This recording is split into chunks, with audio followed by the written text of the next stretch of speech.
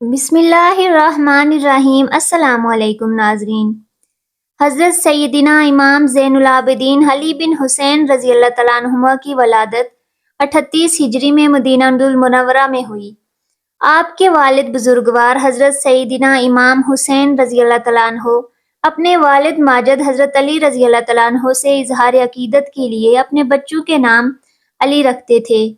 اسی مناسبت سے امام زین العابدین رضی اللہ تعالیٰ عنہ کا نام بھی علی ہے اور کنیت ابو محمد، ابو الحسن، ابو القاسم اور ابو بکر ہے، جبکہ کثرت عبادت کے سبب آپ کا لقب سجاد، زین العابدین، سید العابدین اور امین ہے۔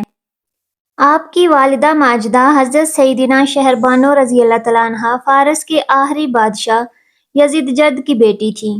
آپ رضی اللہ تعالیٰ عنہ نے 2 سال تک اپنے دادا حضور حضرت علی المرتضیٰ رضی اللہ تعالیٰ عنہ کی آغوش عاطفت میں پرورش پائی، پھر 10 سال اپنے تایا جان حضرت سیدنا امام حسن رضی اللہ تعالیٰ عنہ کے زیر سایہ رہے اور تقریباً 11 سال اپنے والد ماجد حضرت سیدنا امام حسین رضی اللہ تعالیٰ عنہ کی زیر نگرانی تربیت پا کر علوم معرفت کی منازل طے کیں۔ ایک مرتبہ آپ رضی اللہ تعالیٰ عنہ نے حج کا احرام باندھا تو تلبیہ یعنی لبیک نہیں پڑھی۔ لوگوں نے عرض کی، حضور آپ لبیک کیوں نہیں پڑھتے؟ آپ دیدہ ہو کر ارشاد فرمایا، مجھے ڈر لگتا ہے کہ میں لبیک کہوں اور اللہ عز و جل کی طرف سے لا لبیک کی آواز نہ آ جائے، یعنی میں تو یوں کہوں کہ اے میرے مالک، میں بار بار تیرے دربار میں حاضر ہوں، اور ادھر سے یہ آواز نہ آ جائے کہ نہیں نہیں، تیری حاضری قبول نہیں۔ لوگوں نے کہا، حضور پھر لبیک کہے بغیر آپ کا احرام کیسے ہوگا؟ یہ سن کر آپ رضی اللہ تعالیٰ عنہ نے بلند آواز سے لبیک اللہم لبیک، لبیک لا شریک لک لبیک، ان الحمد والنعمت لک والملک لا شریک لک پڑھا، لیکن ایک دم خوف خدا عز و جل سے لرز کر اونٹ کی پشت سے زمین پر گر پڑے اور بے ہوش ہو گئے۔ جب ہوش میں آتے تو لبیک پڑھتے اور پھر بے ہوش ہو جاتے۔ اسی حالت میں آپ رضی اللہ تعالیٰ عنہ نے حج ادا فرمایا۔ خانہ خدا کعبۃ اللہ کی زیارت کے لیے فرزندان توحید کا قافلہ مکہ مکرمہ کی جانب روانہ ہوا تو پہلے رسول اللہ صلی اللہ علیہ وآلہ وسلم کی زیارت کے لیے مدینہ منورہ پہنچا۔ مدینہ طیبہ میں چند روز قیام کے بعد مکہ مکرمہ کی جانب روانہ ہو گیا۔ راہ میں جب قافلہ ایک منزل پر رکا تو ایک آشنا شخص قافلے سے ملحق ہوا۔ دوران گفتگو کیا دیکھا کہ ایک نیک اور صالح انسان لوگوں کی خدمت میں مصروف ہے، جسے وہ پہچان گیا۔ قافلے والوں سے پوچھا، جانتے ہو یہ شخص کون ہے جو تم لوگوں کی اتنی خدمت کر رہا ہے؟ تو قافلے والوں نے کہا، ہم نہیں جانتے کہ یہ شخص کون ہے، یہ شخص مدینہ منورہ سے ہم لوگوں کا شریک سفر ہو گیا۔ تو اس نے جواب دیا کہ ہاں، اگر جانتے ہوتے تو ایسی جسارت نہ کرتے۔ یہ سننا تھا کہ قافلے والے بے چین ہو گئے اور پوچھا، تو یہ شخص ہے کون؟ جواب دیا کہ یہ حضرت زین العابدین امام علی بن حسین بن علی بن ابی طالب علیہ السلام ہیں۔ یہ سننا تھا کہ سب لوگ گھبرا کر امام زین العابدین علیہ السلام کی خدمت میں پہنچے اور گلہ کرتے ہوئے عرض کیا کہ آپ نے یہ کیا کیا؟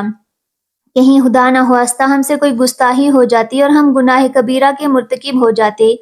تو امام سجاد علیہ السلام نے فرمایا، چونکہ تم لوگ مجھے نہیں پہچانتے تھے، لہٰذا میں عمدہ تمہارے قافلے میں شریک ہوا، کیونکہ جو لوگ مجھے پہچانتے ہیں وہ رسول اللہ صلی اللہ علیہ وآلہ وسلم کی نسبت کے سبب ہمیں کوئی کام کرنے نہیں دیتے، جبکہ میں چاہتا ہوں کہ اپنے رفقۂ سفر کی خدمت کروں۔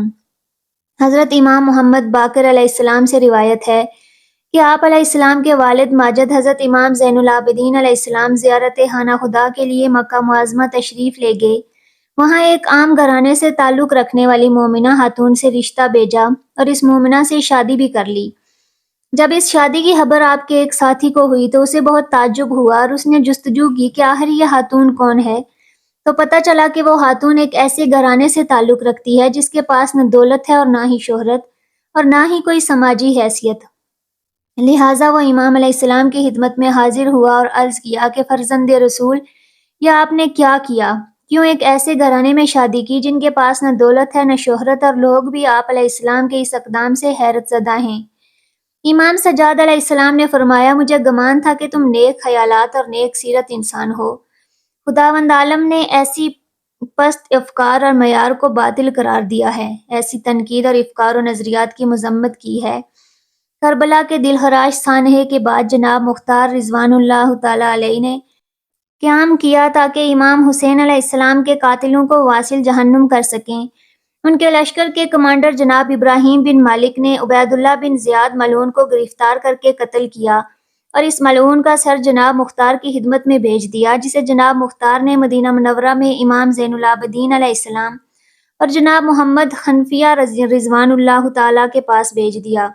امام زین العابدین علیہ السلام دسترخوان پر تشریف فرما تھے کہ عبید اللہ بن زیاد ملعون کا سر آپ کی خدمت میں پیش کیا گیا، جسے دیکھتے ہی امام سجاد علیہ السلام نے فرمایا، جب ہمیں اسیر کر کے اس ملعون عبید اللہ بن زیاد کے دربار میں حاضر کیا گیا تو اس وقت یہ اپنے ساتھیوں کے ساتھ دسترخوان پر بیٹھا تھا اور میرے بابا کا سر مبارک اس کے سامنے تھا۔ میں نے اسی وقت دعا کی تھی کہ خدایا مجھے دنیا سے جانے سے پہلے اس ملعون کا کٹا ہوا سر دکھا دے۔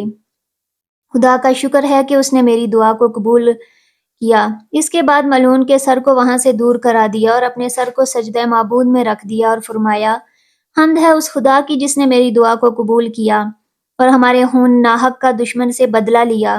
نیز فرمایا، خداوند عالم مختار کو بہترین انعام اور جزائے خیر عطا فرمائے۔ کربلا کے 35 سال بعد حضرت زین العابدین کو زہر دے کر کیوں مار دیا گیا؟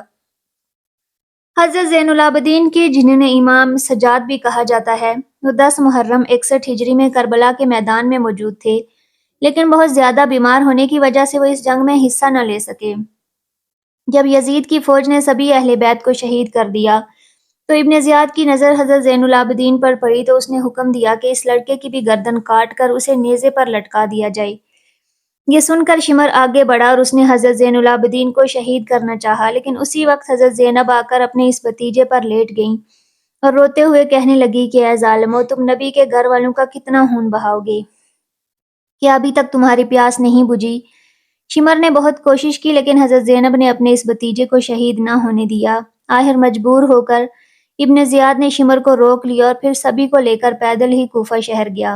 یہ بھی شاید اللہ ہی کا فیصلہ تھا کہ حضرت زین العابدین کربلا کے میدان میں شہید نہ ہوئے، کیونکہ اس دن مردوں میں صرف حضرت زین العابدین ہی بچے تھے کہ جنہیں یزید کی فوج شہید نہ کر پائی تھی، اور پھر انہی سے حضرت زین العابدین کی ایک اولاد چلی کہ جنہیں آج سید حسینی کہا جاتا ہے، لیکن آگے چل کر 35 سال بعد انہیں بنو امیہ والوں نے حضرت زین العابدین کو بھی زہر دے کر بے دردی کے ساتھ شہید کر دیا۔ تو ناظرین، وہ واقعہ کیا ہے، آئیے جانتے ہیں۔ حضرت حسین رضی اللہ تعالیٰ عنہ کے لڑکے امام زین العابدین کی پیدائش سن 38 ہجری میں ہوئی۔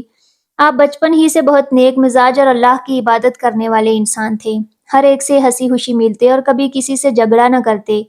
حضرت زین العابدین کی پیدائش کے وقت ان کے دادا حضرت علی رضی اللہ تعالیٰ عنہ موجود تھے اور اس وقت مسلمانوں کے خلیفہ و بادشاہ تھے۔ حضرت زین العابدین کی پیدائش کو ابھی کچھ ہی دن گزرے تھے کہ اچانک ان کی امی بہت زیادہ بیمار پڑ گئیں۔ والد حضرت حسین رضی اللہ تعالیٰ عنہ نے ہر طرح سے دوا علاج کیا لیکن وہ ٹھیک نہ ہو سکیں اور کچھ ہی دنوں بعد ان کی وفات ہو گئی۔ امی کی وفات کے بعد حضرت زین العابدین کو ان کی خالہ نے پالا پوسا۔ جب ان کی عمر 2 سال ہوئی تو تاریخ کا وہ دردناک واقعہ بھی پیش آیا کہ آپ کے دادا حضرت علی رضی اللہ تعالیٰ عنہ کو ایک ظالم انسان نے چاقو سے وار کر کے فجر کی نماز میں شہید کر دیا۔ دھیرے دھیرے وقت گزرتا گیا اور حضرت زین العابدین بڑے ہو گئے۔ آپ بہت زیادہ نیک تھے، جب بھی نماز کا وقت ہوتا اور اب آپ وضو کرنے کے لیے پانی لے کر بیٹھتے تو چہرے کا رنگ بدل جاتا، جسم کانپنے لگتا۔ ایک دن گھر والوں میں سے کسی نے پوچھ ہی لیا کہ آپ کی نماز پڑھنے سے پہلے یہ حالت کیوں ہو جاتی ہے؟ تو حضرت زین العابدین نے جواب دیا کہ اللہ کے سامنے کھڑے ہوتے ہوئے مجھے خوف محسوس ہوتا ہے کہ اس سے میرے چہرے کا رنگ بدل جاتا ہے۔ وہ جب بھی نماز کی نیت باندھتے تو اکثر 2 رکعت میں صبح ہو جاتی۔ ساری رات قرآن کی آیتیں پڑھ پڑھ کر روتے رہتے۔ حضرت زین العابدین اتنے زیادہ سجدے کرتے تھے کہ آپ کا نام ہی سجاد رکھ دیا گیا، کیونکہ عربی میں سجاد کے معنی ہوتے ہیں بہت زیادہ اللہ کو سجدے کرنے والا انسان۔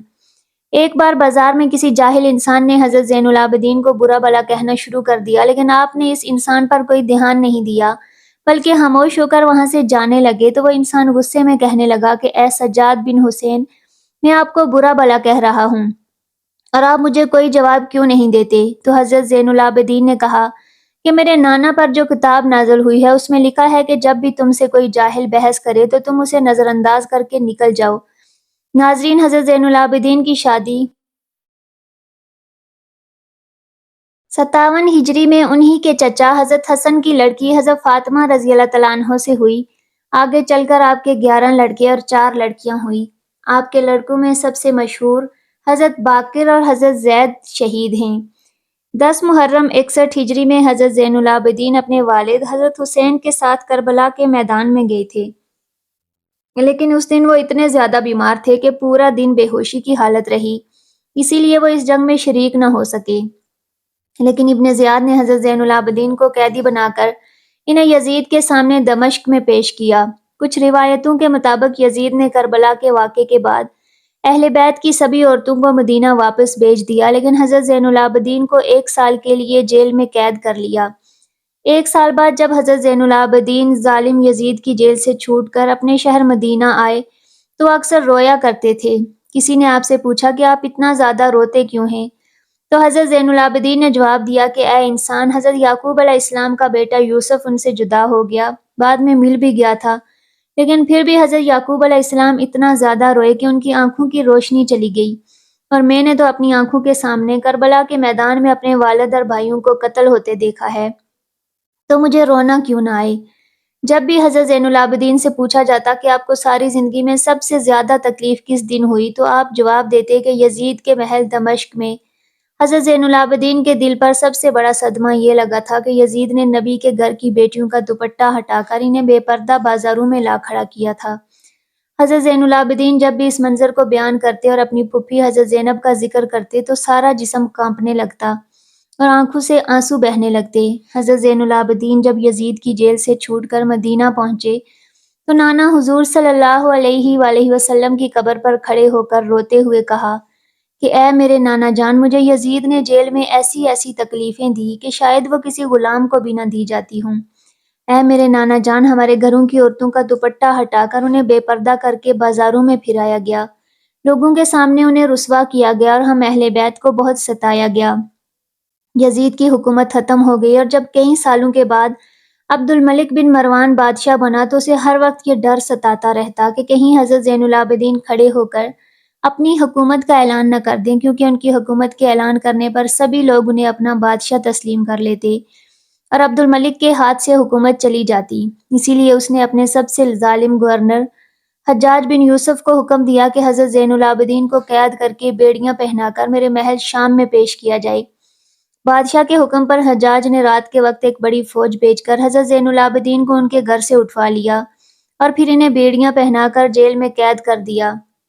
لیکن انہی دنوں کسی نے بادشاہ عبد الملک کو سمجھایا کہ آپ یہ گناہ نہ کریں، کیونکہ آج تک بنو امیہ کے جن بادشاہوں نے اہل بیت کے لوگوں کو ستایا ہے تو ان کی حکومت کا خاتمہ بہت جلد ہو گیا، اور حضرت زین العابدین کو حکومت سے کوئی تعلق نہیں، وہ تو بس ہر وقت نماز اور روزے میں لگے رہتے ہیں، انہیں عبادت کے علاوہ کسی سے سروکار نہیں، اس لیے انہیں ان کی حالت پر چھوڑ دو۔ کچھ بڑے لوگوں کے سمجھانے پر عبد الملک کو بھی یہ بات سمجھ میں آئی اور اس نے فوراً حجاج بن یوسف کے پاس ایک خط لکھ کر پیغام بھیجا کہ حضرت زین العابدین کو رہا کر دو اور انہیں عزت کے ساتھ ان کے گھر پہنچا دو، کیونکہ ہمیں ان سے کوئی خطرہ نہیں ہے۔ اس کے بعد عبد الملک کے زمانہ میں حضرت زین العابدین کو کسی طرح کی بھی تکلیف نہ دی گئی، لیکن جب عبد الملک کی موت ہوئی اور پھر ان کا لڑکا ولید حکومت کا بادشاہ بنا تو اس نے سب سے پہلے کام یہ کیا کہ حضرت زین العابدین کو زہر دے کر شہید کروا دیا، کیونکہ اسے ڈر تھا کہ کہیں حضرت زین العابدین اٹھ کر اپنی حکومت کا اعلان نہ کر دیں۔ کربلا کے واقعے کے پورے 35 سالوں بعد 25 محرم سن 95 ہجری میں حضرت حسین کے اس لڑکے حضرت زین العابدین کو بھی زہر دے کر شہید کر دیا گیا، اور ان کی تجہیز و تکفین انہی کے لڑکے حضرت باقر نے فرمائی۔ حضرت زین العابدین کی قبر جنت البقیع میں حضرت فاطمہ رضی اللہ تعالیٰ عنہا کی قبر کے پاس ہی بنائی گئی۔ آپ کی وفات کے بعد آپ کا ایک خاص اونٹ آپ کی قبر کے پاس آ کر بیٹھ گیا اور برابر روتا رہا، یہاں تک کہ 3 دن بعد اس اونٹ کی بھی وفات ہو گئی۔ اللہ تعالیٰ ہمیں بھی ان نیک لوگوں کے نقش قدم پر چلنے کی توفیق عطا فرمائے اور ہمارا خاتمہ ایمان پر